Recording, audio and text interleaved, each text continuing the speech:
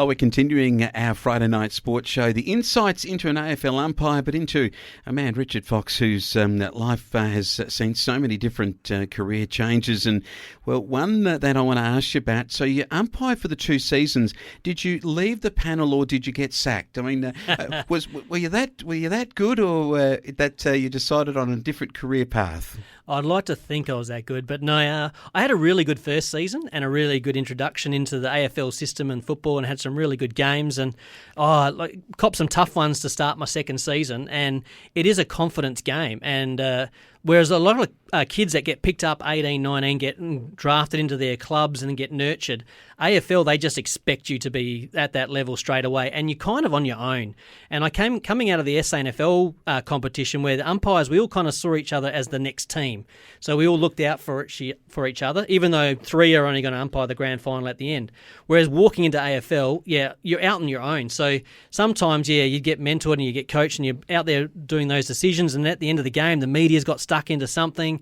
So you get hauled into the office during the week and going, fair enough there, but it's not really correct on what we want now, and you'd get a bad mark. And so then they'd have to turn the umpiring system over. So towards the end of the season, it became obvious that I was in probably the bottom 4. So and at risk of not actually being retained on the list for for another season. So and I stayed local in SANFL, so I was enjoying my time in the SANFL, and pretty much, I suppose what you can say, I got dropped off the list of AFL. So as a result of that second season, so. Did you take that in a bad way or harshly, or did you just regroup with your life? I mean, is there a point where you look at yourself and say, well, did I do something wrong? Could I have been better? Oh, yeah, you certainly don't aim to do it. So it's certainly something that takes you by shock. You do question yourself, because I suppose as an elite athlete, you're constantly taught to back yourself and your gifts and your talents and what you're trying to achieve there. And when they're not working and then they're failing you and you're not achieving what you want to achieve, you start questioning yourself.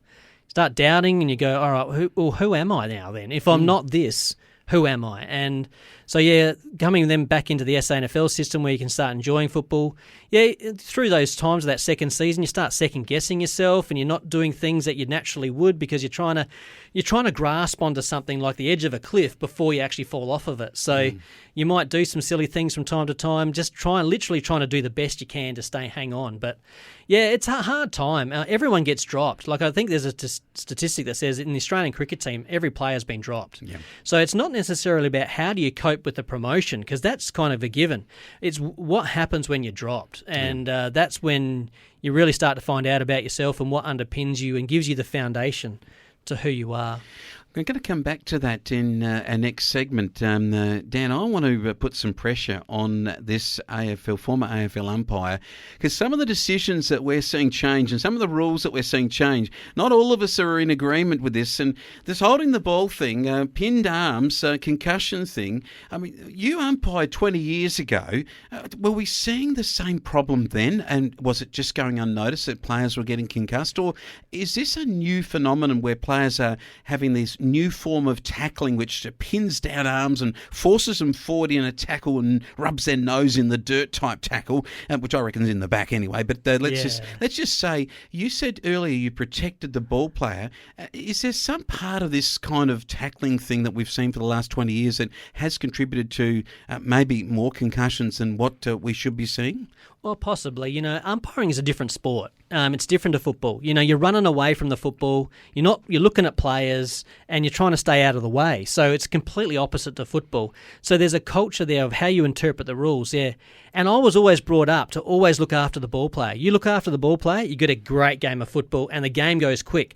You start paying even if the ticky touch, if you err on the side of the ball player, they're going to be looked after. The tackler then doesn't necessarily worry too much, because they're going to go for the footy. Look, it's weird when you get the system and you look at the AFL that no one wants to pick the football up because they're all waiting for the tackle. And it's like, this is anti how I was raised in football. So mine would be, let's not focus so much. I think the AFL's trying to speed the game up by them rewarding the tackler, but in a way it's reverse psychology, because no one now wants to go and get the football. You end up in the situation now they're just practicing more tackles, how you can keep the pressure on and tackle to bring that ball free to get the football. And I think player welfare is just critical in this place. And I think when you're comparing sports now and kids coming through, If one sport in particular is you're vulnerable to concussion and serious injury, you've got to question it. So I think the AFL's doing the right thing in terms of trying to look after player welfare and to speed that game. But whether it's got too quick, I don't know. Well, you're talking about elite athletes too, so...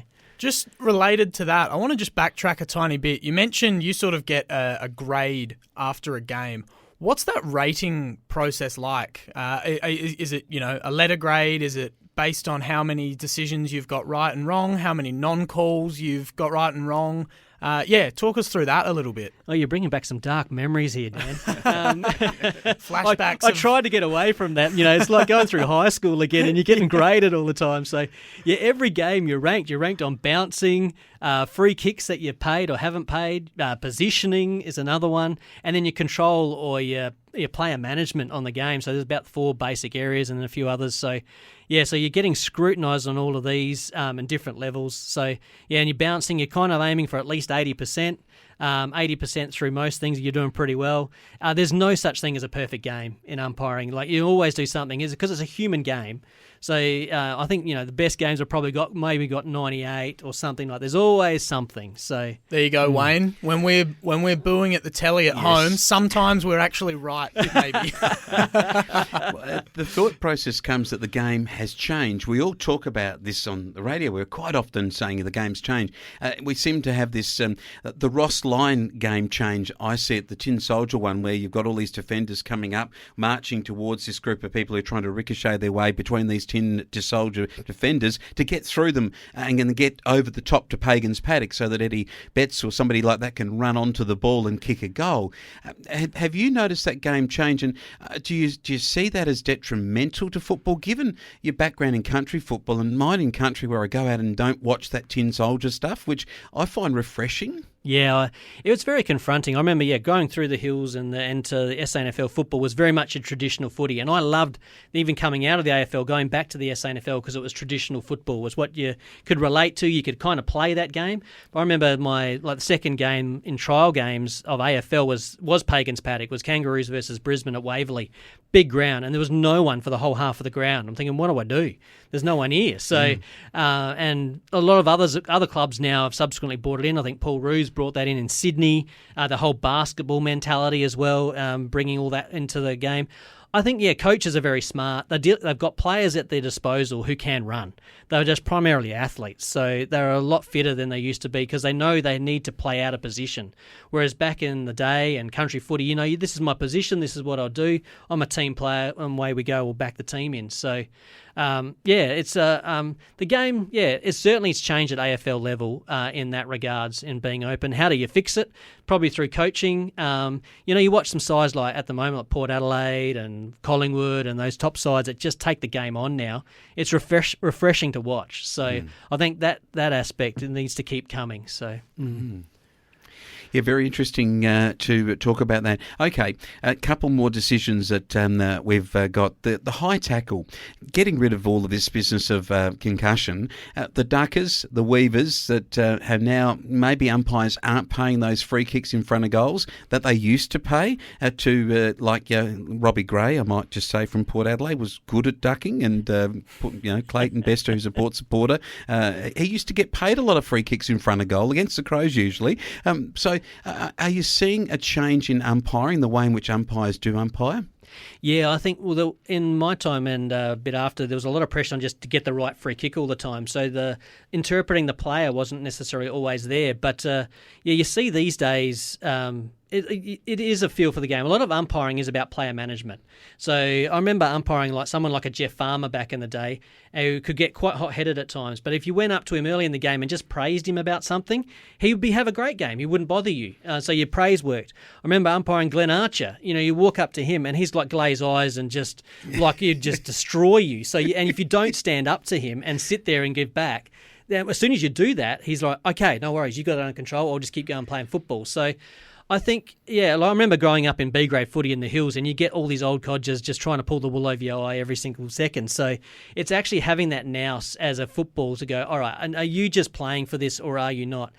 AFL football, and I think it's renowned, is one of the hardest sports to umpire because it's got so much interpretation. So a lot of other sports have it quite black and white, even cricket with TV and all sorts of things, football like soccer, different ways. But AFL is so intentional based. Where are your eyes focused? Are you focused on the football or the player? And that could be the difference between a free kick or not. So in a game with the guys ducking or not, is their intent to actually get the game going and get the football moving, or are they actually trying to get a free kick and put themselves in harm's way? Because you don't want a player purposely putting themselves in harm's way. Right, one last question. You went back from AFL to SANFL, then you went to country football and you became a Lutheran minister up in the Riverland. Tell us about one particular game that happened up there in what was the Independence, now the Murray Valley Footy League. Yeah, it was my first game. I remember rocking up. I was a new pastor in town, and the Catholic priest was running umpiring at the same, came with his carton of eggs and a lettuce and said, "Can you come out and give us a hand?" I said, "Sure." So out there, and he said, "All right, do this game out at Ramco." And I remember walking in just before the game started, and there's a guy all official, and he said, "Who are you and what are you doing here?" And he said, "I'm here because there's word on the street that these two sides hate each other and it's going to be an all-in brawls." And I'm thinking, here I am, new pastor in the town, umpiring my local people, and it's all going to go to pear-shaped. So I thought, what do I do? And I remember walking out there, the guy I was with just froze, so he said, "I don't know what to do." I said, "Give me the footy, here we go." And I remember standing in the middle of the ground and the guy on the siren's honking and honking, "Come on, start the game." And all the players are yelling at each other, "I'm going to destroy you." And I'm sitting there going, this is ridiculous. I did not sign up for this. Yeah. And I just stood there then with the ball in the air, and they started quietening down and looking at me, "Ump, you going to get it going?" I said, "Not until you schmucks go for this football. If you don't, I'm going to have you." And they're going, "You're the local pastor. You can't say any of that." So I think after about a dozen 50-metre penalties in the first quarter, and the goal umpires, club came in and said, "Wow, that was incredible." Hopefully the players got the message. So certainly added for a lot of conversation in the main street during the week about this new local pastor who'd rocked up in this game of football. So great story. We got Richard Fox with us. The implications of the situation where we get injury and people can't continue their careers, or maybe they're cut from a list, and some of the mental health issues around country sport and men's health too. They're topics we're going to continue on our Friday night sports show, talking with Richard Fox, former AFL umpire and Lutheran pastor today, and we're looking forward to continuing our talk with him after these messages.